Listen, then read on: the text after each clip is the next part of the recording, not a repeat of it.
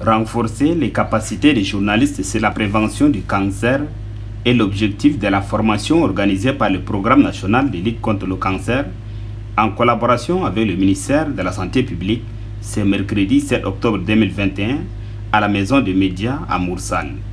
Cette formation vise à outiller les hommes et les femmes des médias sur les facteurs de risque du cancer, les moyens de prévention et du dépistage. Pour la coordinatrice du Programme national de lutte contre le cancer, Fatima Ahmad Abdraman Hagar, le mois d'octobre est un mois rose de lutte contre le cancer en menant des campagnes de sensibilisation. L'objectif du programme est de réduire la morbidité et la mortalité imputables au cancer et d'améliorer la qualité de vie des malades et de leurs proches. Dans le cadre de la mission qui est la nôtre, avec le concours de notre ministère de tutelle, nous comptons intensifier les actions en matière de prévention et de lutte contre le cancer.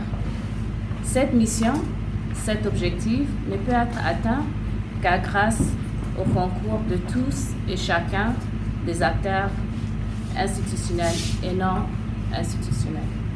Dr Fatima Ahmad Abdraman Hagar souligne les facteurs du cancer et les taux de cancer en 2020. Le manque d'activité physique, le traitement hormonal et ne pas avoir allaité. La pollution de l'air extérieur avec les particules fines, on estime que ce facteur de risque serait lié à environ 4% de cancer. Ce mois qualifié d'Octobre Rose est une occasion pour intensifier nos efforts sur la prévention et la lutte contre le cancer au Tchad. On compte plus de 300 cas de cancer tout type confondu en 2019.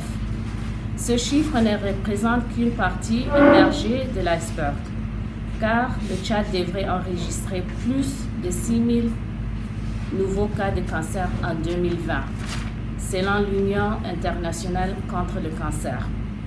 Ici au Tchad, la majorité des cas notifiés chaque année n'intervient qu'au moment du stade très avancé de la maladie.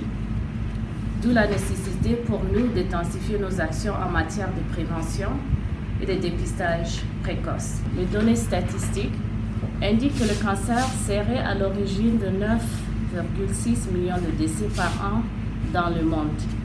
En 2030, le nombre de décès annuels qui sera lié au cancer sera de 11 millions si aucune action concrète n'est envisagée.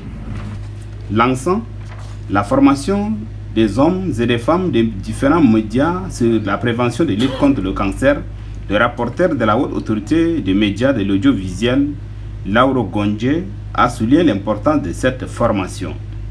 Aujourd'hui, de par le monde, le cancer est devenu la deuxième cause de mortalité. Il tue plus dans les pays en voie de développement que dans les pays riches. La majorité des décès dus au cancer ont lieu dans les pays en développement, où la plupart des personnes atteintes de cancer sont diagnostiquées très tardivement, du fait essentiellement de l'absence d'informations sur la prévention et un dépistage précoce. Ces chiffres alarmants doivent nous interpeller et nous conduire à une synergie d'action de l'ensemble des partenaires dont la presse joue un rôle majeur. Lauro Gonje a exhorté les journalistes à plus de professionnalisme.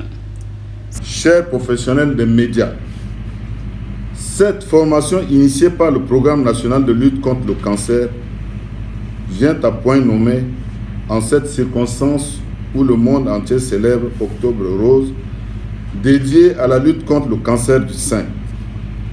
C'est le lieu pour moi de remercier le ministère de la Santé publique et de la Solidarité nationale d'avoir associé les hommes de médias à cette campagne de sensibilisation, en les outillant sur ce mal pour une meilleure communication.